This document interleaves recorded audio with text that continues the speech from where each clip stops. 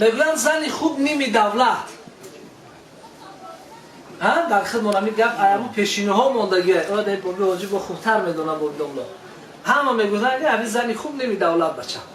اگر بگویی که پیغمبر همین خیلی گفته ایش خیلی بعد هم مصطفی‌ها در همونجا شتیگی باشن بگن که دملا ایربی همین زن خوب نیمی دولت میگن کن.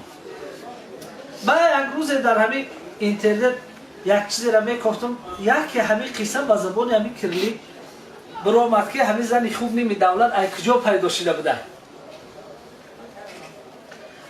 میگوید یک مرد بسیار خداترس و با تقوای بود و بسیار مردی دارنده بود لیکن ازدواج نکرده بود، زندار نبود. پروردگار اینا در مرض همون در امتحان قرارش میدهد. میگوید یک ملائکه را روان میکند با صورت یک سائل، یک طلبنده و اون ملائکه میگوید در اینا میکوبد و میگوید من طلبنده هستم، خداوند این مالی که برای تو داده نیم همیره برای من بده زندگیم خوب شود به خاطر خدا. میگه آدم خدا ترس بودی اندک فکر کرد گفت خیلی نام خدا را گرفته بیا همین مالا بتمش نیمی مالا بریده در دستش داد گفت نیمی مالا این همی قدر میشوه است. همون روز میگوید بعد از ظهر بود بعد از نماز پیشین بود که باز سائل اومد باز گفت که نیمی مال تا به خاطر خدا من ابته. گفت در اینجا چی گپی هست که دو طلبنده آمدن هر دوش یک گپ میگن.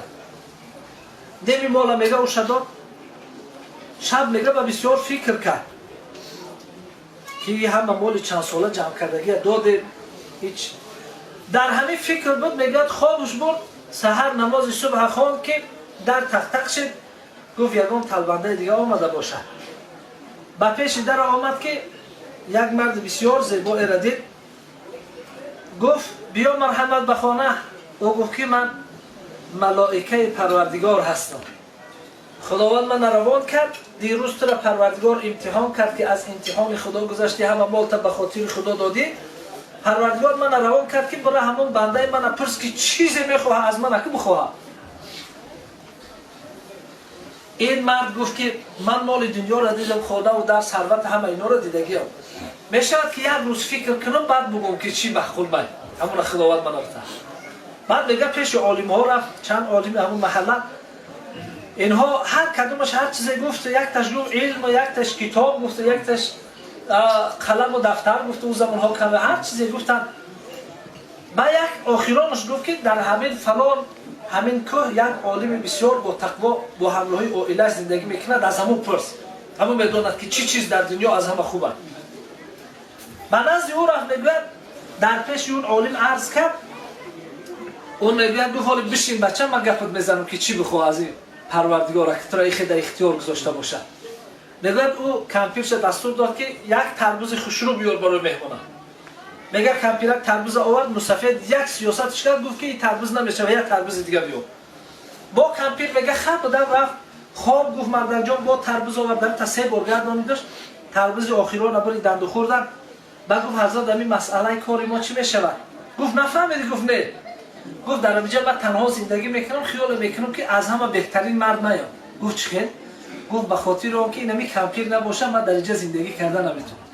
از خدا زن خوب خواه گفت اینمی جا گفت ما در خونه یک تربوز داشتیم همین کمپیر دیدی که 3 بار سیاست کردم گرداندمش رفت تربوز با ایسر میشوشت دیگر طرفش قیطا داده آورد. اگر زنی بد میشد یک رأس میکرد که در این که خود دمی یک تربوز در خونه نمیبوری خب کنی باید تا با مهمون فریاد کده هیچی نیست در اینجا با داد و فریاد میبرداری.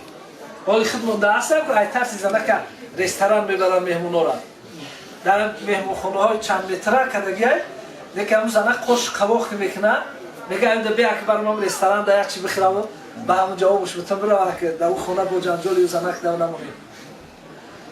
بعد میگوید آمده این ملائکه را گفت که اکنون از پروردگارم یک زن صالحه میخواهم. این ملائکه گفت آها یک چیزی بسیار قیمت خواستی. این زن صالحه گفت در این شب و روز 3 نفرن. یک تاش گفت شوهر داره در یک کوه با همراهی شوهرش زندگی میکنه هم یا در نظر داشتن. یک نفر دیگرش گفت پگاه توی داره. یک نفر دیگرش اکنون 10 سال بعد به دنیا می آید. انا موشه انتظار میشه انشالله همو به وایه رسید میگیره میتیم.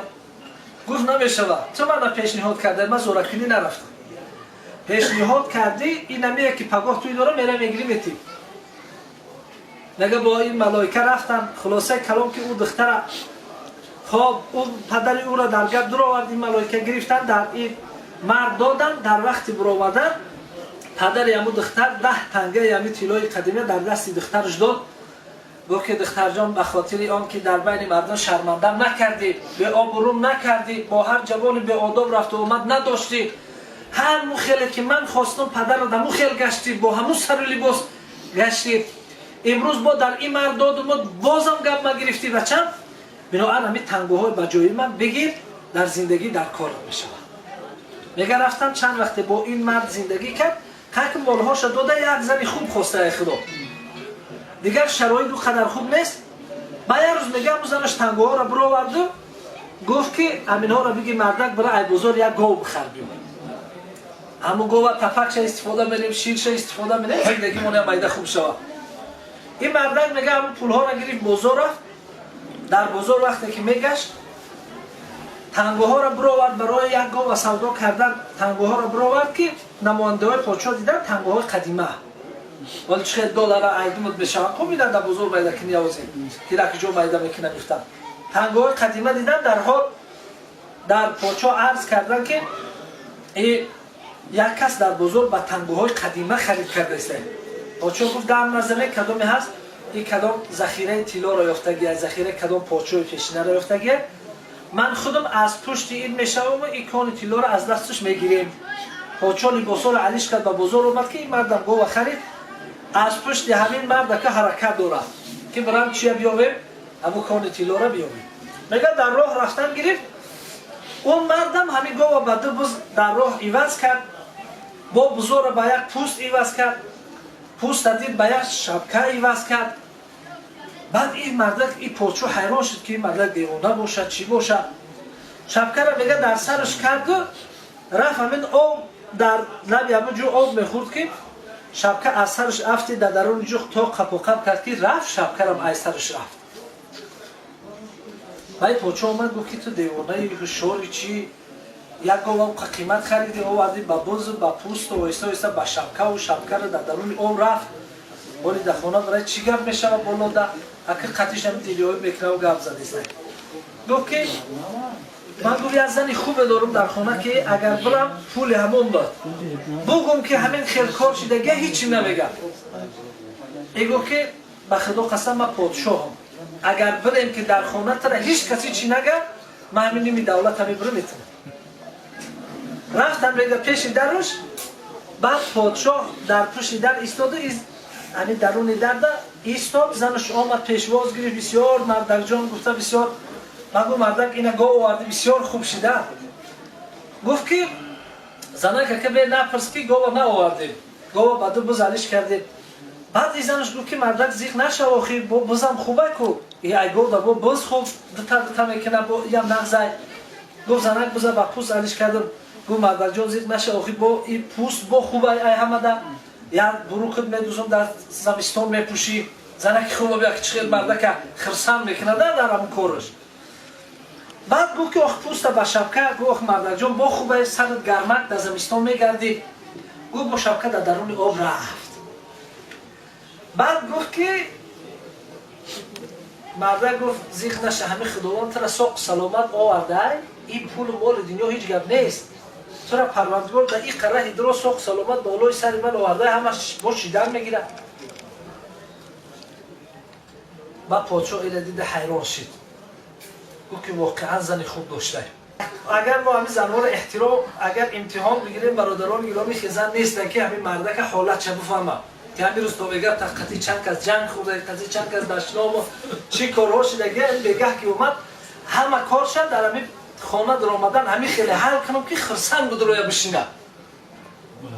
باشه با کمبدی ها را گپ میزنیم که همین خیلی این خیلی زنکو کم هم برادر گرامی که همین مردک وقتش خوش کنه و خرسند و پیشوازش بگیرم. بعد میگه پادشاه گفت که لفظی ما همون لفظ همین نیمی دولت در اختیار همین گپی که زنی خوب نیمی دولت در همونجا بوده تقسیم.